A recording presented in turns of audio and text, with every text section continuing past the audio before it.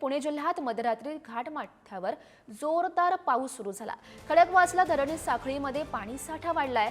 खडकवासला धरणातून 15,000 क्युसेक्सना विसर्ग सुरू आहे। नदीकाठच्या लोकांना सतर्क राहण्याचा इशारा सध्या प्राप्त झालाय।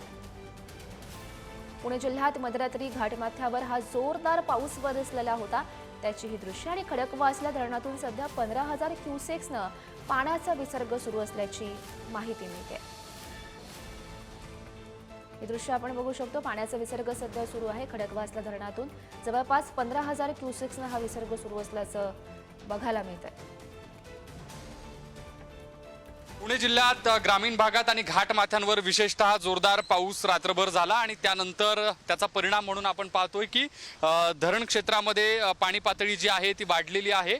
आता आपण खडकवासला धरण परिसरामध्ये आहोत आणि या सगळ्या खडकवासला धरण परिसरात पाण्याची पातळी कशा पद्धतीने वाढते आणि एकूण पाऊस जो आहे तो वाढल्यानंतर पाण्याचा येवा जास्त जो आहे तो आला आणि त्यानंतर जे चित्र आहे ते आपल्याला या ठिकाणी बघायला मिळतं आहे। खडकवासला धरण क्षेत्रातलं पाणी पातळीचं जे प्रमाण आहे ते देखील वाढवण्यात आलेलं होतं। कालच पाण्याचा विसर्ग जो आहे तो सोडण्यात आलेला होता।